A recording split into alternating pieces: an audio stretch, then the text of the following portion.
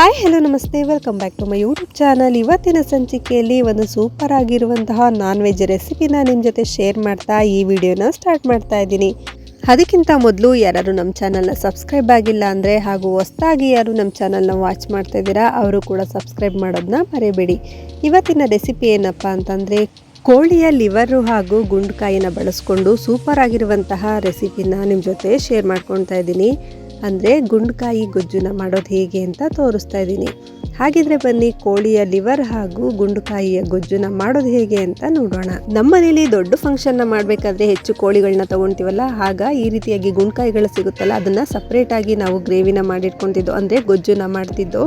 ಈಗ ನಾನು ಆ ರೀತಿಯಾದಂತಹ ಗೊಜ್ಜುನ ಮಾಡಲೇಬೇಕು ಅಂತ ಅಂದ್ಬಿಟ್ಟು ಇವತ್ತು ಸಪ್ರೇಟಾಗಿ ಒಂದು ಅರ್ಧ kg ಗುಂಡ್ಕಾಯಿ ಹಾಗೂ ಲಿವರ್ನ ತರಿಸ್ಕೊಂಡಿದ್ದೀನಿ. ಇದರಲ್ಲಿ ಲಿವರ್ ಸ್ವಲ್ಪ ಕಡಿಮೆ ಇದೆ, ಗುಂಡ್ಕಾಯಿ ಜಾಸ್ತಿ ಇದೆ. ಗುಂಡ್ಕಾಯಿನ ಅಲ್ಲೇ ನೀಟಾಗಿ ಕಟ್ ಮಾಡಿಸ್ಕೊಂಡು ಬನ್ನಿ ಅಂದಿದೆ, ಆದರೆ ಅಂಗಡಿನಲ್ಲಿ ಇದನ್ನು ಬರೀ 2 ಭಾಗ ಮಾಡಿ ಕಳಿಸಿದ್ದಾರೆ. ಇನ್ನು ಹಾಗೆ ತಂದಿದ್ದು ಒಳ್ಳೇದಾಯಿತು, ಯಾಕೆಂದರೆ ಇದರಲ್ಲಿ ತುಂಬ ಚರ್ಬಿ ಇತ್ತು. ಹಾಗಾಗಿ ಅದನ್ನೆಲ್ಲ ನೀಟಾಗಿ ಕ್ಲೀನ್ ಮಾಡ್ಕೊಳ್ಳೋಣ ಅಂತ ಅಂದ್ಬಿಟ್ಟು ಎಲ್ಲ ನೀಟಾಗಿ ಕ್ಲೀನ್ ಮಾಡ್ಕೊಳ್ತಾ ಇದ್ದೀನಿ ಫಸ್ಟು.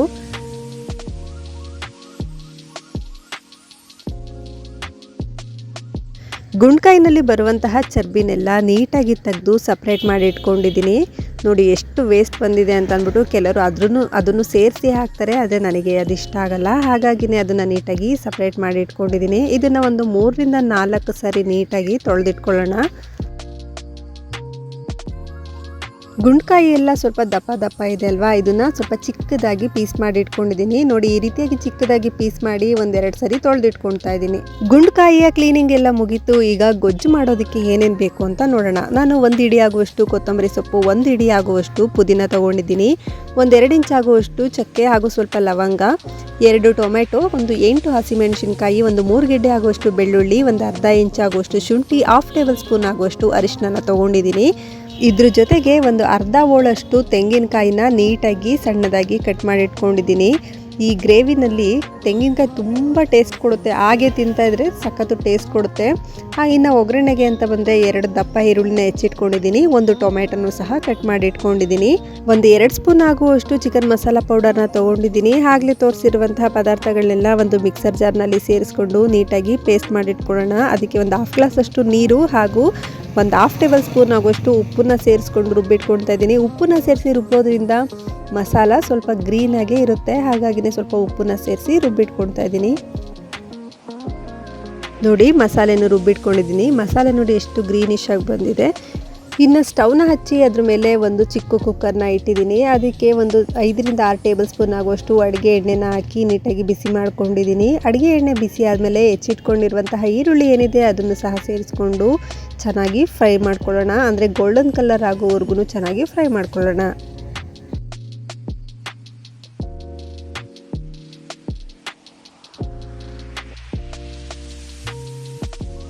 ಈರುಳ್ಳಿ ಚೆನ್ನಾಗಿ ಫ್ರೈ ಆಗಲಿ ಅಂತ ಅಂದ್ಬಿಟ್ಟು 1/2 ಟೇಬಲ್ ಸ್ಪೂನ್ ಆಗುವಷ್ಟು ಹರಳುಪ್ಪನ್ನ ಸೇರಿಸ್ಕೊಂಡು ಫ್ರೈ ಮಾಡ್ಕೊಳ್ತಾ ಇದ್ದೀನಿ. ಜೊತೆಗೆ 1/2 ಟೇಬಲ್ ಸ್ಪೂನ್ ಆಗುವಷ್ಟು ಅರಿಶಿನನೂ ಸೇರಿಸ್ಕೊಂಡು ನೀಟಾಗಿ ಫ್ರೈ ಮಾಡ್ಕೊಳ್ತಾ ಇದ್ದೀನಿ. ಇನ್ನು ಈರುಳ್ಳಿ ಎಲ್ಲ ತುಂಬ ಚೆನ್ನಾಗಿ ಫ್ರೈ ಆಗಿದೆ. ಈಗ ನಾವು ಆಗಲೇ ಕಟ್ ಮಾಡಿಟ್ಕೊಂಡಿರುವಂತಹ ಗುಂಡ್ಕಾಯಿ ಏನಿದೆ ಅದನ್ನು ಸೇರಿಸ್ಕೊಂಡು ನೀಟಾಗಿ ಫ್ರೈ ಮಾಡ್ಕೊಳ್ಳೋಣ. ಅಂದರೆ ಗುಂಡ್ಕಾಯಲ್ಲಿರುವಂತಹ ನೀರಿನ ಅಂಶ ಎಲ್ಲ ನೀಟಾಗಿ ಡ್ರೈ ಆಗಬೇಕು, ಅಲ್ಲಿವರೆಗೂ ಸ್ವಲ್ಪ ಬಾಡಿಸ್ಕೊಳ್ಳೋಣ.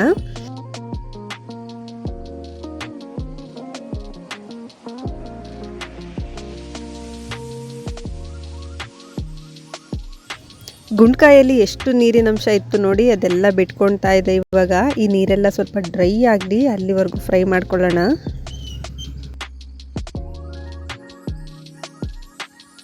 ನೀರೆಲ್ಲ ಚೆನ್ನಾಗಿ ಡ್ರೈ ಆಗಿದೆ ನೋಡಿ, ಒಂದು ಸ್ವಲ್ಪನೂ ನೀರಿಲ್ಲ. ಕೊನೆಯದಾಗಿ ಎಣ್ಣೆ ಏನಿದೆ ಅದು ಮಾತ್ರ ಕಾಣಿಸ್ತಾ ಇದೆ. ಈಗ ನಾವು ರುಬ್ಬಿಟ್ಕೊಂಡಿರುವಂತಹ ಮಸಾಲೆನ ಸೇರಿಸ್ಕೊಂಡು ನೀಟಾಗಿ ಮಿಕ್ಸ್ ಮಾಡ್ಕೊಳ್ಳೋಣ. ಅಂದರೆ ಮಸಾಲೆಯಲ್ಲಿರುವಂತಹ ಹಸಿ ಸ್ಮೆಲ್ಲೆಲ್ಲ ಹೋಗಬೇಕು, ಅಲ್ಲಿವರೆಗೂ ಚೆನ್ನಾಗಿ ಇದನ್ನು ಫ್ರೈ ಮಾಡ್ಕೊಳ್ಬೇಕು.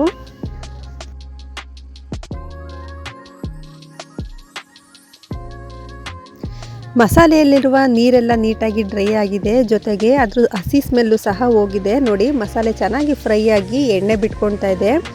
ಈಗ ಚೆನ್ನಾಗಿ ಮಸಾಲೆ ಎಲ್ಲ ಹಸಿ ಸ್ಮೆಲ್ ಹೋಗಿದೆ ಅಂತ ಅಂದ್ಬಿಟ್ಟು ಈಗ ನಾನು ಹೆಚ್ಚಿಟ್ಕೊಂಡಿರುವಂತಹ ಟೊಮೆಟೊ ಏನಿದೆ ಟೊಮೆಟೊನ ಸೇರಿಸ್ಕೊಂಡು ಚೆನ್ನಾಗಿ ಫ್ರೈ ಮಾಡ್ಕೊಳ್ತಾ ಇದ್ದೀನಿ. ಇದರಲ್ಲಿ ಟೊಮೆಟೊ ಸ್ವಲ್ಪ ಚೆನ್ನಾಗಿ ಸಾಫ್ಟಾಗಿ ಫ್ರೈ ಆಗಲಿ, ಅಲ್ಲಿವರೆಗೂ ಸ್ವಲ್ಪ ಬಾಡಿಸ್ಕೊಳ್ಳೋಣ.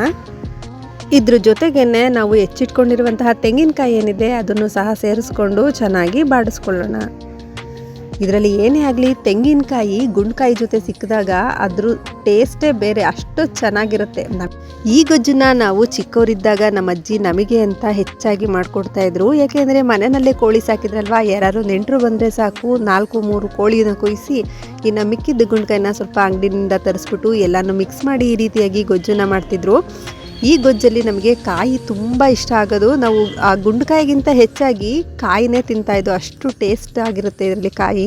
ನೋಡಿ ಚೆನ್ನಾಗಿ ಫ್ರೈ ಆಗಿದೆ. ಈಗ ನಾನು ಟೇಸ್ಟಿಗೆ ಸ್ವಲ್ಪ ಉಪ್ಪನ್ನು ಸೇರಿಸ್ಕೊಳ್ತಾ ಇದ್ದೀನಿ. ನಾನು ಆಗಲೇ ಗುಂಡ್ಕಾಯಿನ ಬಾಡಿಸ್ಕೊಳ್ಬೇಕಾದ್ರೆ ಈರುಳ್ಳಿಗೆ ಸ್ವಲ್ಪ ಉಪ್ಪನ್ನು ಹಾಕಿದ್ದೆ. ಈಗ ಟೇಸ್ಟ್ನ ನೋಡಿಕೊಂಡು ಸ್ವಲ್ಪ ಉಪ್ಪನ್ನು ಸೇರಿಸ್ಕೊಳ್ತಾ ಇದ್ದೀನಿ. ಈಗ ಉಪ್ಪು ಖಾರ ಎಲ್ಲ ಕರೆಕ್ಟಾಗಿದೆ. ನಾನು ಆಗಲೇ ರುಬ್ಬಿಟ್ಕೊಂಡಿದ್ನೆಲ್ಲ ಜಾರು, ಅದರಲ್ಲೇ ಸ್ವಲ್ಪ ನೀರಿತ್ತು, ಆ ನೀರನ್ನು ಸೇರಿಸ್ಕೊಳ್ತಾ ಇದ್ದೀನಿ. ಇದಕ್ಕೆ ಹೆಚ್ಚಾಗಿ ನೀರು ಹಾಕೋದು ಬೇಡ, ಯಾಕೆಂದರೆ ಸ್ವಲ್ಪ ಗಟ್ಟಿಯಾಗಿ ಗೊಜ್ಜು ಬರಬೇಕು. ಹಾಗಾಗಿನೇ ಸ್ವಲ್ಪ ನೀರನ್ನು ಸೇರಿಸ್ಕೊಂಡು ಇದನ್ನು ಒಂದು 2-3 ವಿಷಲ್ ಹಾಕಿಸ್ಕೊಳ್ಳೋಣ. ಅಂದರೆ ಗುಂಡ್ಕಾಯಿ ಬೇಯೋವರೆಗೂ ಸ್ವಲ್ಪ ವಿಷಲ್ನ ಹಾಕಿಸ್ಕೊಳ್ಳೋಣ.